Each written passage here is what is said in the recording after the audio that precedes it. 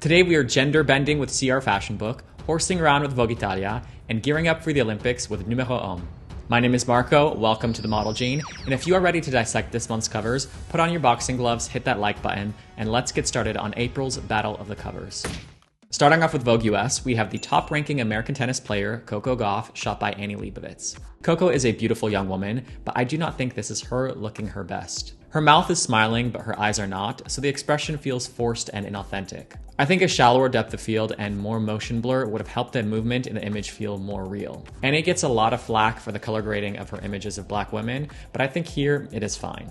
With that being said, I think it's a shame Anna Wintour's love for tennis clouded her judgment on the cover star. Actress Ayo Edebiri is having such a strong moment this award season, sweeping everything from the Golden Globes to the Emmys for her role in The Bear, but also really solidifying herself as a fashion darling. This story from American Vogue doesn't have the best selection for a Vogue cover, but I still would have preferred Ayo on the cover and waited until Coco wins a few more Grand Slams and solidifies her ranking as the world #1. FKA Twigs covers the inaugural issue of Chaminati as the editor-in-chief of British Vogue, but I am not seeing a new, strong statement from her. This Loewe pin dress doesn't relate to the rest of her styling, so whatever statement they are trying to make is muddled. All I can gather is that it's supposed to be very British, with the location, the subject, the designer Jonathan Anderson, even if Loewe is a Spanish brand. I'm curious to see what the rest of the British Vogue covers are going to be looking like under Choma's reign. Vogue France has Sophie Marceau by Quentin de Briey for their April cover, and I don't think there's much to be said. I like the movement in her hair, her expression, the simple pose. Everything is completely fine and indefensive. I will not remember this photo by the time this video is over, but it's a completely acceptable image. Vogue Italia has Bella Hadid standing on a horse whose face is apparently too ugly for the cover. Comparing to the Vogue France cover, this has even less to enjoy since even less of a statement is being made. Beige, boring casting of an Instagram model. Next. Vogue Portugal's covers for the Memories issue have such a different approach to the other Vogue magazines, and the difference is very welcomed. This cover uses warm and cold light in a very unique way, where the most common would be to light a subject with a blue flash on one side and a red on the other side to make that color contrast. This uses the glow of the lighter as a narrative element, but also the contrasting color to the cool toned scene. The male subject is illuminated only in warm tones, and it looks as if their kiss will flood her face with the warm light. Beautiful, poetic, I love this cover.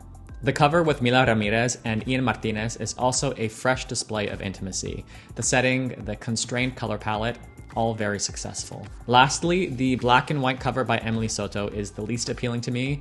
I would say it has the least amount to latch on to, but it is still a well-composed image. Vogue Japan's cover of Anaki Eye is okay. I don't think the white top with the white background was the best decision, but I honestly prefer these other images as the cover. I think this image in the same top as the cover has more attitude in her face. Her relaxed but seductive expression feels cooler.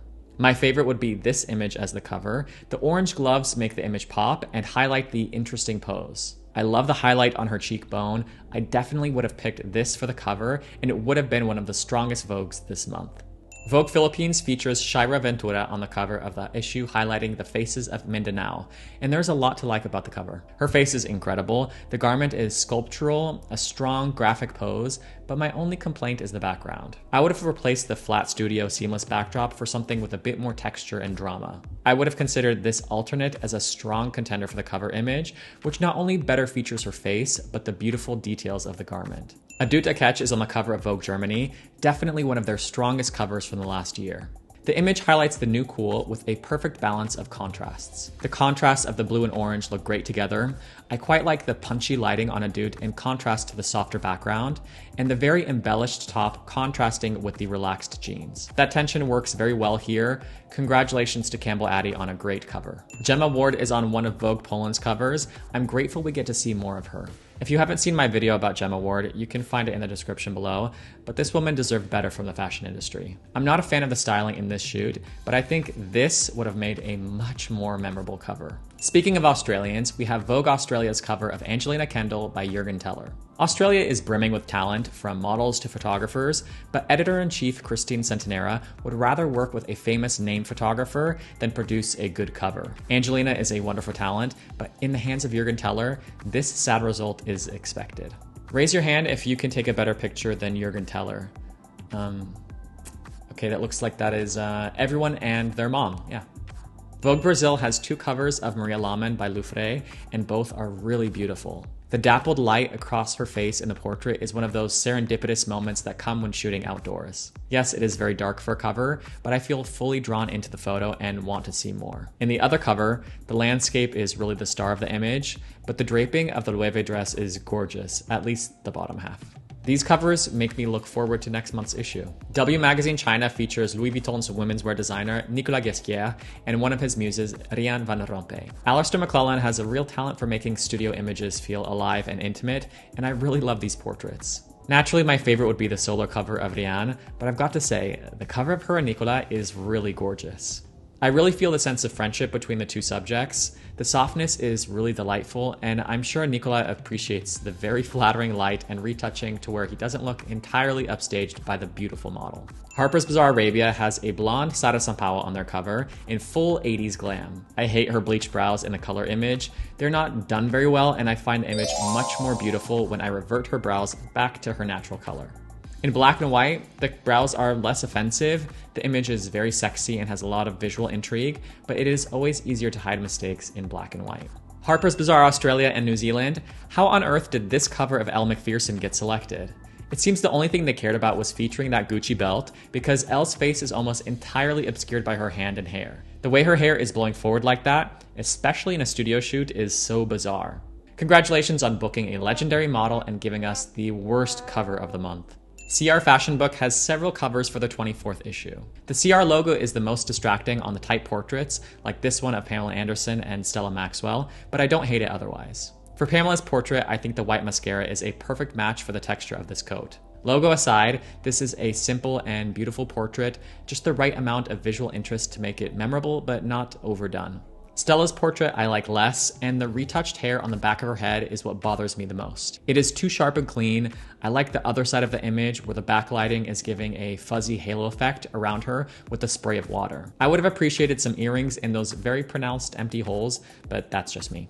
Georgia May Jagger's covers by Matt Jones are 100% Terry Richardson looking, with this color red lip and high flash against the white background. Derivative and boring. Karine Rothfeld and Richardson worked together extensively over the years, so I'm not 100% surprised she would want to replicate that aesthetic, but Hearst Publications is preventing her from working with Richardson after the resurfaced reports of sexual harassment came out during the New York Times article during the Me Too movement. Terry Richardson, Bruce Weber.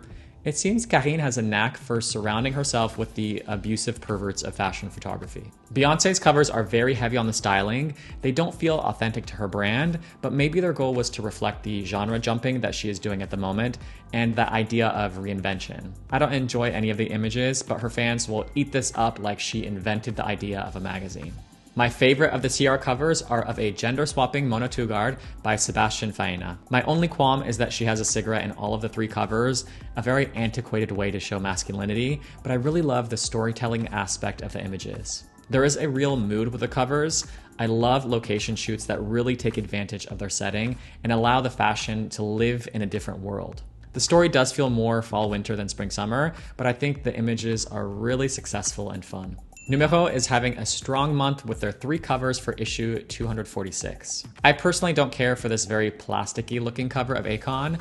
It feels very AI generated, but the pose works well, the necklace really pops, and her halo of flowers highlights her angelic face. Vilma's white blonde hair photographs so beautifully in a black and white image, but I do think there is a disconnect between the top and bottom of the image. From her chin up, it is more végétal, as the name of the issue suggests, the flowers and messy organic hair, but below her chin, the bangles and her nails are very hard and angular. The cover image is beautiful regardless of that, but I would have liked a more unified vision. My favorite of the Numero covers is of Elisa Nyman by Chema Yeste, and I would go as far as to say it is my favorite cover of the month.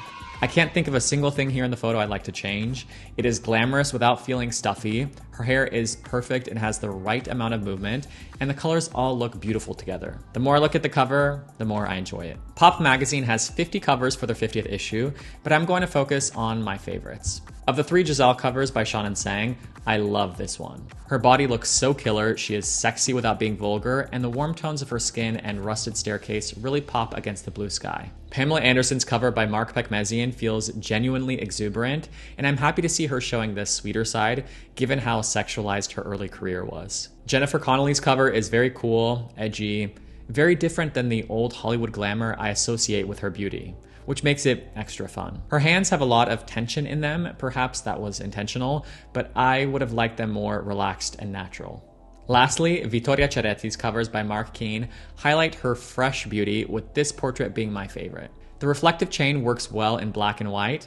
The hair is invoking Priscilla Presley without it feeling so in your face. Numero Ohm's 3 athlete covers are prepping us for the Olympics, and here's how the medals were handed out. The bronze medal goes to Usain Bolt by Tom Monroe. Bolt is the fastest man on earth, but this image has no energy, the only tension being in his clenched hand. The texture of this top doesn't photograph very well. It is almost pilling, and it is unflattering to his chest. The silver medal goes to Dwayne Wade by Peggy Sirota for this extremely GQ looking cover. It isn't a bad image, I would have lost the sunglasses, but it feels like it's for another magazine. The gold medal goes to Sylvester Mako's covers of Zlatan Ibrahimovic, which is referencing Irving Penn's carpet portraits, like this one of Le Corbusier from 1947. Zlatan looks super powerful in both of these covers, and they still feel fashionable without compromising his strength. I think Sylvester does a great job at creating interesting images with male subjects that don't feel too forced. Of the 2 CR men covers, I prefer the one of Raul Alejandro by Emmanuel Monsalve. There is a distinct darkness to the mood that makes me want to see the rest of the story,